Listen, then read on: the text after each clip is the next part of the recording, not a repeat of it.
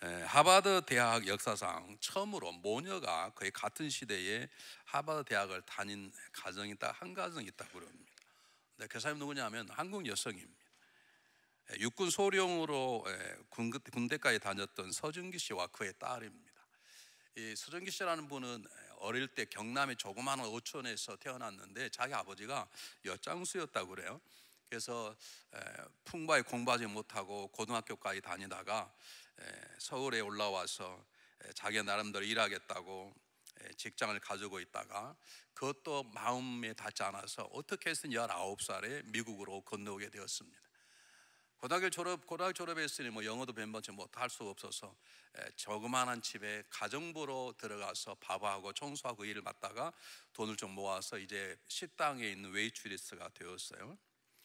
그런데 그 이 서진규 씨 마음속에 그 누구도 갖지 못하는 공부에 대한, 학업에 대한 막 불타는 마음이 있어서 그 어려운 일을 하면서도 5개 대학을 돌아다니면서 학사 학위를 땄습니다. 아마 한쪽 어려움도 다른 과가 그랬겠죠. 그리고 나서 그가 결혼하고 자녀 낳게 되었는데, 결혼해서 남편이 얼마나 폭력을 행하는지 그 폭력 속에도 조금도 굴하지 않고 열심히 공부를 했는데 육군대에 들어가서 소령까지 올라갔습니다. 그리고 소령으로도 만족하지 않고 1990년도에 하버드대학 석사과정에 입학했고 자기 딸은 하버드대학에 또 대학생으로 들어가게 됐고요. 2년 후에 92년도에는 박사과정까지 입학하게 되는 진기록을 세웠습니다. 여러분 아마 인터넷 들어가면 이분의 책들이 나올 거예요. 희망은 또 다른 희망을 낳는 낭을 책을 썼는데 그 모든 내용을 요약하면 이것은 인간이 어떻게 희망을 가지고 버리지 않고 살아갈 수 있느냐, 목표에서 눈을 떼지 말라는 것입니다. 제가 지금 여러분의 자녀를 하버드대학 보내려고 강의를 하는 게 아니고, 우리가 세상적인 글 같지만 우리가 배워야 될 삶의 지혜가 그분의 마음속에 있기 때문에 그렇습니다. 삶에 승리하려면 희망을 버리지 않고 집요하게 우리가 준 목표에서 눈을 떼지 말라는 것입니다. 여러분 삶은 그렇습니다. 우리 인간이 목표를 정하고 그 목표에 집중적으로 우리가 바라보고 주목할 때 우리에게 길이 열리는 것입니다.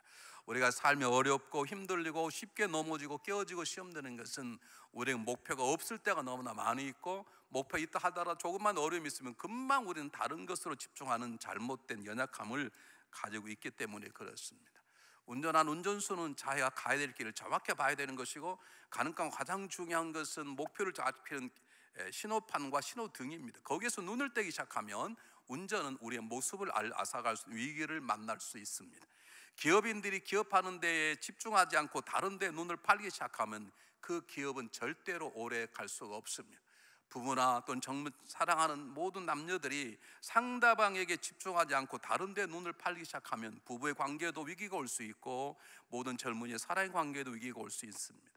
공부해야 될 학생이 공부하는 데 집중하지 않고 다른 데에 눈을 돌리기 시작하면 문제가 생기기 시작하는 것입니다. 여러분 신앙의 삶도 마찬가지입니다. 왜 우리가 믿음을 가지고 있으면서 제대로 신앙생활 하지 못하는가? 왜 그리스도가 하나님이 우리 아버지시고 그분이 전능하신 분이신데 우리는 그분을 아버지라고 부르면서도 우리 삶 가운데 이렇게 실패와 넘어짐과 깨어짐이 있는가? 여러 가지 이유가 있지만 크게 뭉뚱그려서 말하면 우리의 목표인 가장 중요한 목표를 바라보고 있지 않아서 그렇습니다. 우리는 십자가를 바라보다가도 수많은 많은 것들을 바라봅니다. 그것 때문에 넘어지고 실수하고 다른 사람 아프게 하고 나도 아프게 하고 얼마나 많은 어려움을 겪는지 모릅니다. 우리가 올해 집중해야 될 목표는 복음입니다. 그리스도인들은 복음에 집중할 때, 복음에 따라 살아갈 때, 다른 말로 하면 복음을 집중한다는 말은 말하는 것도 어떤 일을 결정하는 것도 복음적이어야 되는 것입니다. 제발 복음적이 아니면 내려놓으십시오. 복음적이 뭔지를 모르신 분들은 복음을 와서 배우시기를 바랍니다. 우리가 복음에 집중한다는 것은 우리가 행하는 모든 것들이 장사도 사업도 공부도 정치도 무엇도 다 복음에 합당한 삶을 살아가는 것을 복음에 집중한다고 그러는 것입니다. 이렇게 아멘을 여러 사람이 안 하고 소수가 한다는 것은 복음적이 아닐 수 있습니다. 제가 설교를 잘 못하든지 아니면 여러분이 아직까지 뭘 다른 데 생각하고 있든지, 우리 인생의 삶 가운데 정말 중요한 신앙의 삶과 중요한 복음에 집중하는 것인데, 복음에 집중한다는 추상적인 말을 현실로 놓고 말하면 애를 키우는 것도, 부부의 관계도, 데이트하는 것도, 공부하는 비즈하는 것도 복음에 합당하는 것이 되도록 복음에 집중하는 것입니다.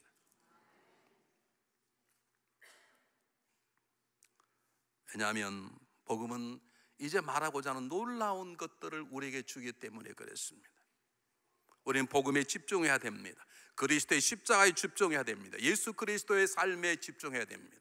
그럴 때 우리는 이제 소개하고자 하는 복음의 놀라운 능력과 은혜를 우리가 경험하게 되는 것입니다.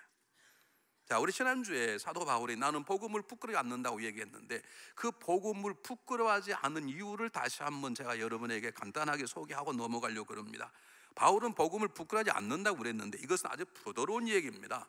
복음을 부끄러워하지 않는다는 말은 수많은 사람들이 복음을 거부하고 복음을 무시하고 복음을 경멸해도 나는 복음이 내 자랑이고 기쁨이고 나는 복음을 믿겠다는 것입니다. 많은 사람들이 복음을 거절하고 심지어는 복음을 가지고 살아가는 사람 핍박하고 심지어는 복음을 전하는 사람을 죽인다 하더라도, 그것 때문에 내게 고통이 오고 고난이 오고 삶에 손해가 온다 할지라도 나는 복음대로 살 것이고 복음을 전할 것이고 심지어는 복음을 전하다가 복음 때문에 죽어도 그 길을 가겠다는 것입니다. 이런 마음이 저와 여러분에게 있습니까? 있다면 여러분의 인생의 삶 가운데 시험이란 말은 단어를 빼셔야 됩니다. 마음에 뭐 상처받았다고 그런 마음을 빼셔야 됩니다. 아멘이 꼭 상처받은 사람이 아멘하는 거지. 아멘하는 거예요.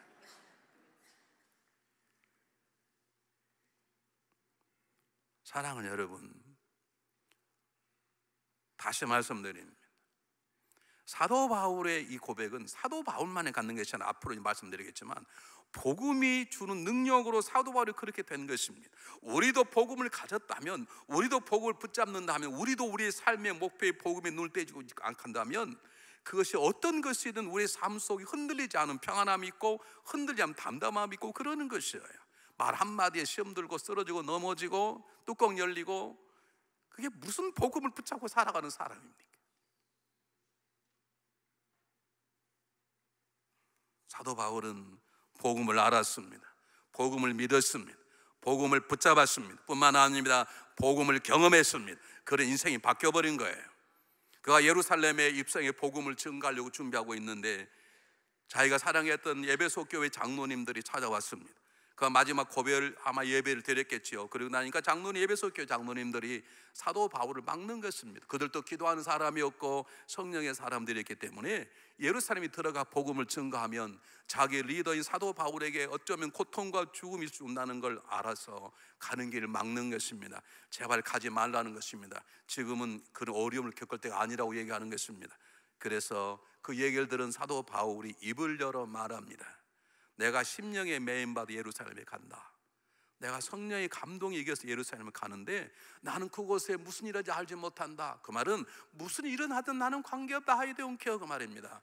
나는 오직 성령께서 내가 다니는 곳곳마다 내게 말씀하시기를 내가 예루살렘에 가면 결박과 환난이 나를 기다린다고 말씀하시는데, 그러나 나는 내 가야 될 길, 주 예수께서 주신 사명, 곧 하나님 은혜의 복음을 증거하는 일에는 내 목숨을 전혀 귀양 여기지 않겠다라고 말하는 것입니다. 미쳐도 단단히 미친 것입니다. 왜냐하면 복음을 붙잡히면 이렇게 되는 것입니다. 이것이 어려운 것이 아닙니다. 여러분 표정은 그렇게 될까 봐 아멘 안 하시. 우리는 그런 일이 벌어질까 봐. 우리는 적당히 예수 믿고 잘 되고 잘 살고, 우리는 적당히 예수 믿고 평안한 삶을 살고 부한 삶을 살고, 그러면 아멘 할렐루야 하세요.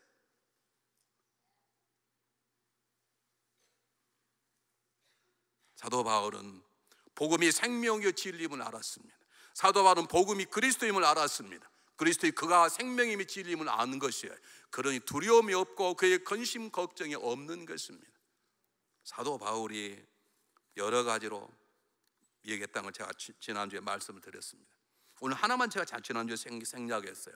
사도 바울이 복음을 알고 믿고 경험하고 그 복음이 자기 안에 역사하는 걸 경험한 다음부터 사도 바울은 죽음이 두렵지 않는 것입니다. 고난의 고통이나 핍박이나 어려움이 전혀 문제가 되지 않는 것입니다. 그래서 그가 담대히 말하는 것입니다. 내가 복음을 부끄러워하지 않으니 이 복음 모든 믿는 자에게 구원을 주시는 하나님의 능력이 됨이라. 요약하면 복음이 능력이다. 그 능력이 내 안에 있는데 내가 무엇을 무리할 거냐, 그 말입니다. 그냥 능력이 아니라 누구의 능력입니까? 하나님의 능력입니다. 여러분, 복음 속에는 세상 어떤 능력으로도 다스릴 수 없고 소멸시킬 수 없는 능력이 있습니다. 그 능력이 하나님의 능력인 것입니다.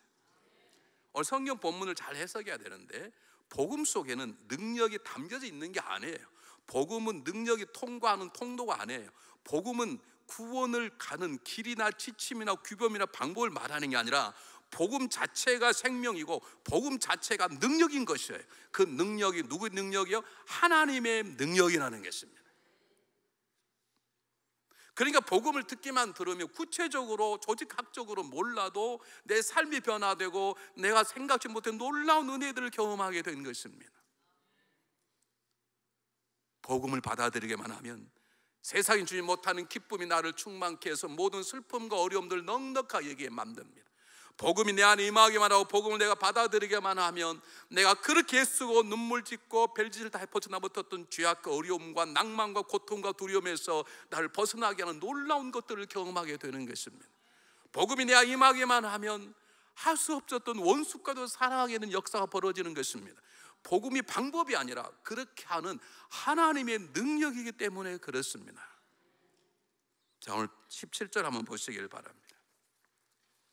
복음에는 하나님의 의가 나타나서 믿음으로 믿음이 일어나니 그랬어요. 중요한 건 하나님의 의입니다. 하나님의 righteousness라는 영어 중요한 단어인데요, 이 신학자들이 이걸 가지고 책을 굉장히 많이 썼어요. 하나님의 의란 말은 하나님 그가 의롭다고 선하다 그런 뜻입니다. 그런데 여기서 말하는 것은 복음을 믿으면, 그리스도의 십자가의 사건을 나의 죄 때문이라고 믿으면, 그분이 부활의 나의 생명을 주는 그분의 놀라운 역사라고 믿기만 하면 나의 지난 과거 어찌하든 관계없이 내가 하나님이 구원받은 자녀가 되게 하는 것을 하나님의 의로우심이라고 말하는 거예요. 다시 말씀드릴게요. 하나님의 의가 뭐냐? 그분은 선하시고 거짓없 거룩하다 그런 뜻이기도 하지만, 여기서 말하는 하나님의 의라는 말은, 하나님의 의로우시라는 말은 죄인된 우리가 복음을 받아들이기만 하면, 십자가의 사건을 나의 것으로 믿기만 하면 나 모든 것으로부터 놀랍게 변화되고 자유케 하고 구원케 하는 하나님의 은혜를 경험하는 것, 그것을 하나님의 의라고 말하고 그것을 하나님의 능력이라고 말하는 것입니다. 잘 보세요. 다시 한번 제가 풀어서 말씀할 때가 잘 들어보시면 좋겠습니다. 제가 일부의 질문들이 잘 대답을 못 하시더라고요. 제가 어떤 사람에게 복음을 증거했습니다.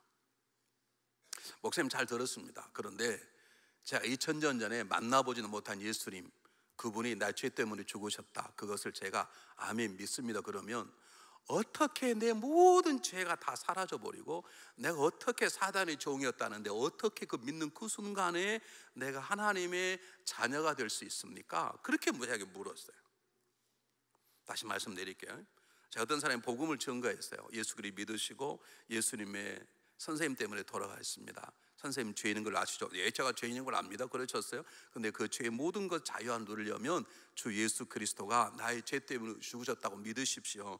믿기만 하면 됩니다. 그러면 구원받고 심판받지 않고 죽으셔도 천국 갈 수 있습니다. 하나님의 자녀가 됩니다 라고 그렇게 얘기를 했어요.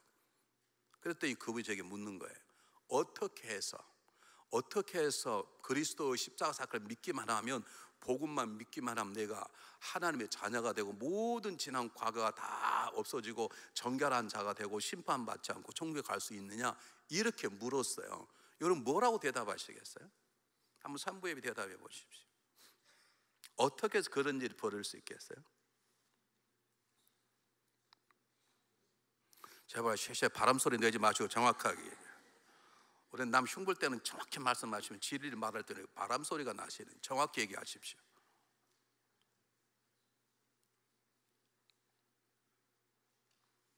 어떻게 그런 일이 벌어질 수 있냐고요.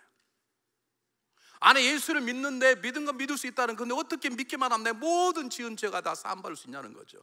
내가 옛날에 사단의 종 인정하겠다는 거예요. 내가 죄 지을 때마다 이러면 안 되는데 이건 내가 아닌데 내 안에 귀신이 있구나, 그런 생각이 들었다는 거예요. 그런데 어떻게 예수만 믿기만 하면 내 안에 귀신이 떠나가 내가 하나님의 자녀가 되는 신분의 놀라운 변화가 일어나냐는 거예요. 어떻게? 그렇게 저한테 물었어요. 그러면 여러분이 제가 여러분 뭐라고 대답하시겠어요?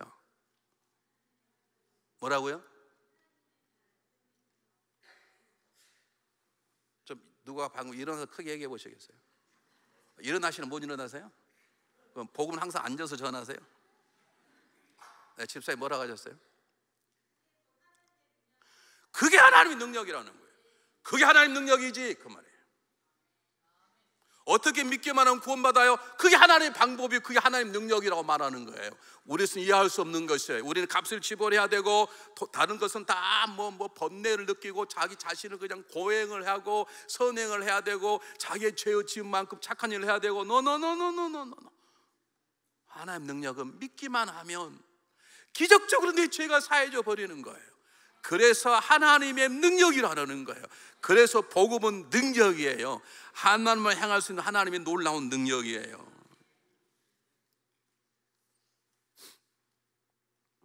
저는 이 능력이 여러분 속에 쭉 체험되시길 바랍니다. 확인되시길 바랍니다.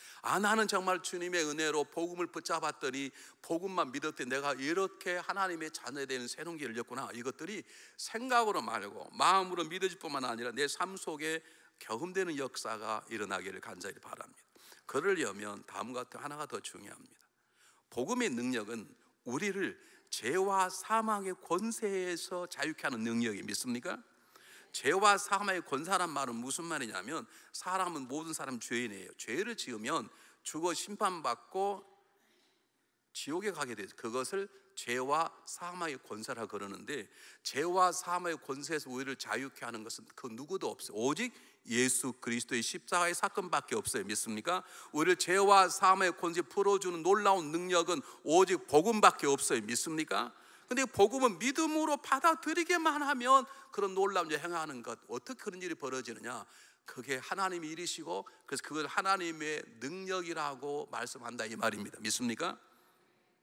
복음의 능력은 죄와 사망의 권세에서 우리를 풀어 자유케 하고, 죄와 사망의 권세에서 우리를 자유해서 하나님의 자녀가 되게 하는 놀라운 능력이 복음 속에 있습니다.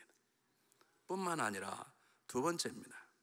복음의 능력은 죽어서 죄 때문에 심판받아 지옥 가는 인생이 복음을 받아들이므로, 그리스도의 십자가의 사건이 나의 죄 때문에 고백하는 그 순간에 내 죄가 씻음받고, 죄가 없기 때문에 죽으시면 심판받지 않습니다. 심판은 죄 있는 사람이 심판받는 거죠. 그래서 영생을 얻게 된, 그래서 지옥 갈 사람이 천국 가게 되었다는 것으로만 복음의 능력은 끝나지 않습니다. 성경 보겠습니다. 17절 한번 보시길 바랍니다. 17절 제가 한번 읽어볼게요. 잘 보세요. 복음에는 하나님의 의가 나타나서 믿음으로 믿음에 이르게 하나니, 기록된 바 오직 의인은 믿음으로 말미암아 살리라 한 것 같으니라. 잘 보십시오. 복음을 우리가 듣고 받아들이면 우리 안에 믿음이 생겨요. 그 믿음이 바로 복음을 통해서 우리를 구원받게 하는 믿음이에요. 그런데 그 다음에 뭐라 그랬냐면, 오직 의인은, 하나님의 의로운 자가 된 사람은 믿음으로 말미암아 살리라. 이 말은 믿음으로 말미암아 구원받게 되었다, 믿음으로 영생을 받은, 그런 말도 포함하지만 더 중요한 것은 믿음으로 구원받은 우리들이 그 믿음으로 계속 살아가게 역사한다, 그 뜻입니다. 복음의 능력은 지옥 갈 인생을 천국 가도록만 만드는 것이 아니라, 복음의 능력은 천국 가게 될 우리들이 날마다 성장하고 변화하고 성숙하고 강건하고 용사가 되도록 우리 안에 작동하는 능력이 있는 것이에요. 여러분들이 벌써 이제 2018년도 4월달 지나가는데, 여러분이 지난 1년, 작년 1년하고 지금과 비교해서 올해 28년도 1월과 지금과 비교해 여러분이 조금 변화됨이 전혀 없다면, 내가 지금 복음을 제대로 받아들이는 한번 생각해 볼 필요가 있습니다. 복음은 우리를 지옥 가는 인생을 천국 가게만 하는 것이 아니라, 그렇게 천국 가도록 한 믿음의 역사가 매일매일 우리의 삶 속에 작동이 되어서 날마다 복음에 합당한 삶을 살아가게 되도록 만들어주는 것입니다. 날마다 복음은 우리를 변화된 삶을 살게, 복음에 합당한 삶을 살. 그래서 우리가 좀 수요일날 세미나하는 이유가 그게 있습니다. 여러분 이것을 경험해 보시라는, 확인해 보라는 거. 내 삶 속에 복음에 합당한 삶을 살아가고 있는지. 이걸 다른 말로 바꾸겠습니다.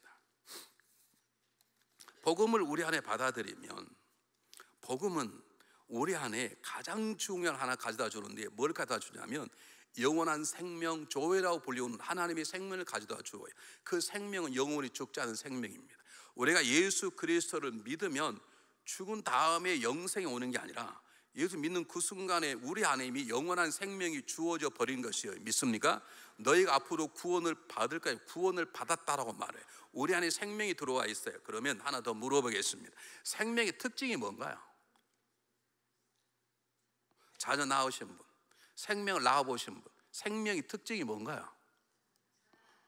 네, 생명의 특징은 자라나는 것입니다. 이건 죽어있는 것입니다. 아무리 비싸지만 죽어있는 무생물입니다. 생명은 자라나는 것입니다. 물론 다른 생명은 자라다 때가 되면 죽어요. 그건 인간이 가지고 있는 생명, 동물의 생명. 그러나 하나님의 생명은 영원한 생명이기 때문에 절대 죽지 않아요. 뿐만 아니라 날로 성장하게 되어 있습니다. 사도 바울이 군 3장에서 고백했습니다. 내가 심었고 아볼로가 물을 주었으나 자라게 하시는 오직 누구시다? 하나님이시다. 자란단 말이 무슨 말입니까? 성장한다, 변화한다, 성숙하게 된다, 강건하게 된다, 자유하게 된다. 왜 계속 하냐고요? 아멘 안 하니까 평안하게 된다, 그 뜻이에요. 여러분이 10년 전에 넘어졌던 죄에 또 넘어지고, 지난주에 회개했던 죄에 또 짓게 되고, 만약 반복이 그런다면 복음이 여러분을 구원하는 능력과 했을지 모르지만, 복음이 여러분을 지금 변화시키는, 작동하는 단계에 안 와 있어요. 그것은 복음이 무능하는 게 아니라 여러분 안에 여러분을 변화 작동하는 복음의 능력을 거부하는 무엇이 있어서 그랬습니다. 여러분, 복음은 우리를 변화시키는 것이에요. 우리는 넘어질 수 있어요. 그러나 한 번은 다시 일어나야 되는 것이지. 여러분, 사람은 한두 번 거짓말할 수 있습니다. 그러나 거짓말하고 회개하고, 거짓말하고 회개하고, 거짓말하고 회개하고, 그것은 복음의 능력이 아닙니다. 예배 4장에 보면 거짓말하는 사람이 거짓말 안 하는 게 회개가 아니에요. 성장이 아니에요. 복음은 거짓말하는 사람이 거짓말 안 할 뿐만 아니라 뭘 해야 돼요? 참만 알아야 되는 거예요. 도둑질하는 사람들이 복을 만나면 도둑질 안 하는 게 아니에요. 복음의 능력은 도둑질했던 사람들이 도둑질을 멈출 뿐만 아니라 다른 사람 어떻게 해요? 구자는 것까지 나가는 것이 복음의 능력이에요. 이것이 성장이고 변화한 것이에요.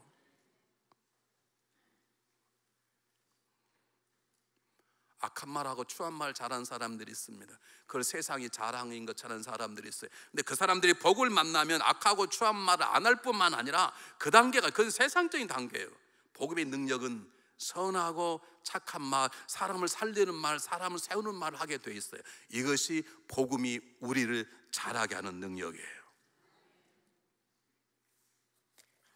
우리는 요한복음 4장에 나온 수가성 여인을 너무나 잘 압니다. 제가 여러 번 설교를 했습니다. 여러 가지 방향으로 돌려서 껍질을 깨라, 찾아오시는 예수님, 여러 가지 방법으로 그때 초점을 맞춰서 여러 가지 설교를 여러 번 했어요. 수가성 여인은 여러분 잘 아시는 것처럼 부끄러운 여인이었고, 혼자도 자기 자신도 창피하고 남들에게도 손가락을 받을 만한 삶을 살고 있었습니다.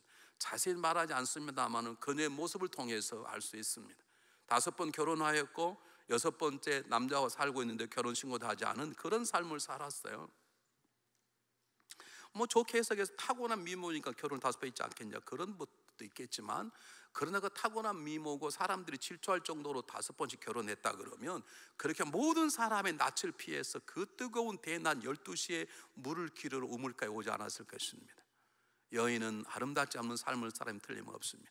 자기가 생각해도 인생이 쪽팔리고 추하고 어리석고, 남들이 보기도 나에게 돌을 던질만 해. 아마 그런 생각이 있으니까 다른 사람도 기분 나쁘할 필요도 없고, 나도 신경 쓸 필요도 없고, 나도 조용히 나 혼자 물 기르러 가면 그들도 편하고 나도 편하겠다, 그런 생각을 가지고 12시에 물을 기르러 갔다가 찾아오신 주님을 만납니다. 주님 여인에게 마음을 건듭니다. 마음을 여옵니다. 물을 달라고 말합니다. 여인이 대답합니다. 물이 깊고 그릇도 없는데 무슨 물을 주겠습니까? 그러면 자기는 물을 기르러 와놓고 무슨 그릇이 없다 그래요? 이게 싫다는 거죠. 예수님 집요하게 그 여인의 마음을 만집니다. 그리고 마침내 그 여인에게 복음을 전합니다. 복음이신 자신을 드러내십니다. 놀랍게도 복음을 받아들인 그 여인, 놀랍게도 복음이신 주를 만난 그 여인은 즉각적으로 변화됩니다. 물을 기르러 왔는 목마름이 사라져버렸습니다. 그리고 물동이를 놔두고 동네에 들어가, 그 사람도 그들도 자기를 미워하겠지만 자기도 그 사람들이 싫은 그들의 동네에 들어가 나의 모든 행한 것들을 말하는, 이분을 와서 보라, 그가 그리스도가 아니냐라고 놀랍게도 자기가 만난 복음, 자기가 만난 그리스도를 전하는 놀라운 선교사로 순식간에 변화버리는 것이고, 그 변화를 통해서 마을 사람들이 예수님께 달려나와 놀랍게도 주를 믿는 역사가 일어나는 것입니다. 이것이 우리의 삶을 변화시키는 복음의 능력입니다. 이 복음의 능력이 여러분 속에 지금 작동하고 있습니까?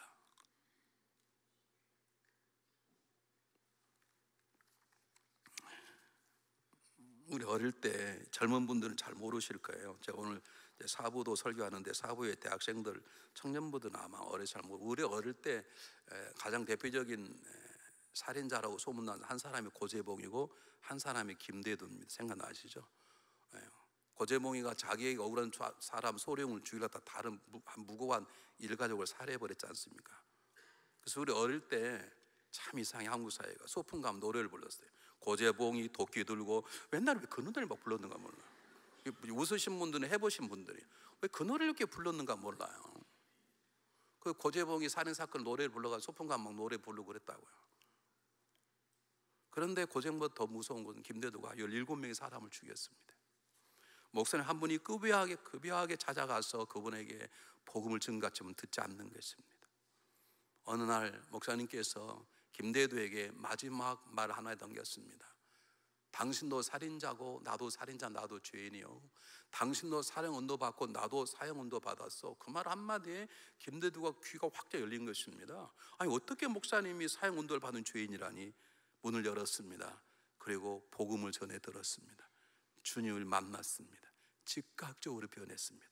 그런 사형 언도가 집행된 날까지 감옥에서 수백 명을 전도해서 구원받게 했습니다. 누군가가 그에게 묻자 그가 이런 얘기를 했어요. 만약에 누군가가 내게 와서 너가 지금 믿고 있는 예수만 버린다면 사형을 제하고 놀라운 큰 회사의 사장이 되게 해주겠다고 누군가가 나에게 말한다 할지라도 나는 예수를 버리고 사장이 되기보다는 차라리 이곳에서 예수 믿다가 사형 언도 받아 천국에 가는 게 제 꿈입니다 라고 놀라운 얘기를 했어요. 사형 언도를 받으면 마지막 사형장에서 간이 재판을 마지막 다시 한번 합니다. 검사가 다시 나와서 이 사람 이래서 이렇답니다 하면 판사가 형법 몇 조에 의해서 사형에 처함, 그리고 이 사형을 집행을 하는 거예요. 판사가 읽고 사형을 참 마지막 할 말이 없는가? 그럴 때 김대두가 자기에게 사형 언도를 내린 판사를 향해서 이렇게 말했습니다. 판사님, 저같이 악한 사람이 예수 믿고 회개하고 이 감옥에서 수백 명을 전도해 구원받겠는데 판사님같이 훌륭한 분이 회개하고 구원받아서 복음을 증거하면 얼마나 많은 사람들이 주님 앞에 가겠습니까? 판사님 제발 끝나고 나면 가까운 교회 나가십시오. 그 전도를 받은 판사가 기독교인이 되었습니다. 성결 교회 장로님까지 되셨습니다. 어떻게 그렇게 다는 것입니까? 그것이 김대두 인격입니까? 아닙니다. 하나, 복음의 능력입니다. 성격이 그렇다고요? 노노노노. 그건 거짓말 변명하지 마세요. 복음은 성격까지 뛰어넘는 것입니다. 제가 원래 같은 소리 제발 좀 하지 마세요. 원래 죄를 그 소리 한번 하고 나머지 하지 마세요. 복은 우리 원래 모든 것들을 뛰어넘게 변화시키는 능력입니다. 우리를 구원할 뿐만 아니라 구원받은 사람으로 날마다 그리스도를 닮아가 역사하는 것이 하나님의 능력이고 복음의 능력인 것입니다. 이 능력들이 여러분 삶 속에 경험되시기를 주의 이름으로 축복합니다.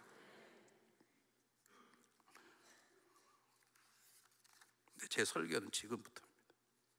성경 한번 보시기 바랍니다. 16절에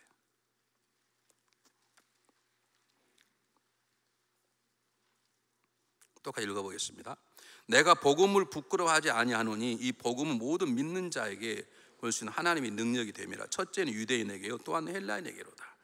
여러분, 사도 바울은 처음에는 복음을 몰랐습니다. 복음을 모를 때에는 예수 믿는 사람, 복음을 아는 사람을 남녀노소를 불러 잡아다가 죽이기도 하고 죽도록 넘겼던 사람이에요. 그러니까 복음을 만나고 나니까 눈이 열려서 복음이 확 빠지는 거예요. 복음의 목숨을 거는 거예요. 복음의 삶을 거는 거예요. 복음이 자랑이고 복음 때문에 살고 복음 때문에 죽고 싶은 거예요. 근데 왜 우리에게 이런 일이 나지 않느냐? 잘 보세요. 화면 그냥 띄우지 마세요. 제가 다시 한번 읽어볼게요. 내가 복음을 부끄러워하지 아니하는 이 복음은 모든 믿는 자에게 볼 수 있는 하나님의 능력이 됨이라. 첫째는 유대인이고 또한 헬라인이라. 자 보세요. 복음, 구원, 하나님, 능력, 이런 중요한 단어가 저 구절 속에 가장 중요한 단어 하나가 있어요. 뭐게요? 여러분, 저 본문 속에 읽었던 66절 속에 가장 중요한 단어가 뭐라고 생각하십니까? 제발 바람 소리 내지 말고 정확하게 또박또박 얘기하십시오. 뭐라고 생각하세요?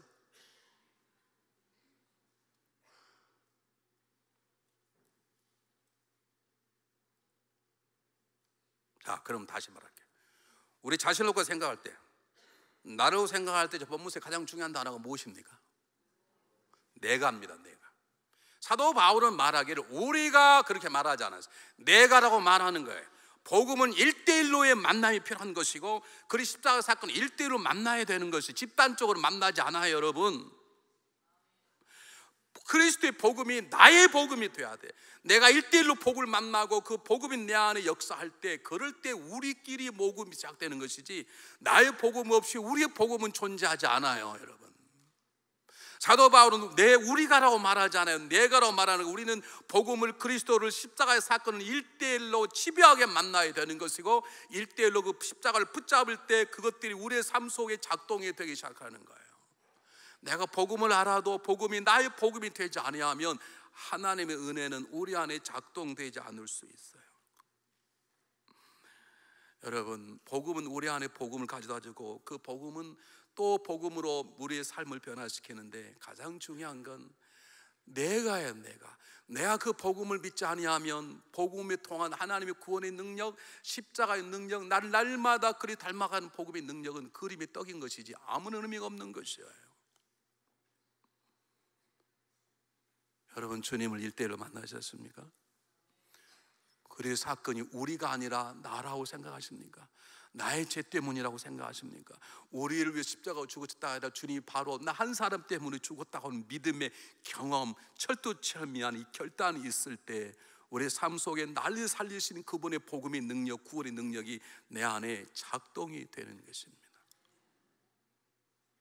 아직까지 이런 경험이 없으신 분들은 이런 경험을 이번 주간 경험하시기를 바랍니다. 그분이 바로 나의 하나님이시구나, 나의 구주시구나.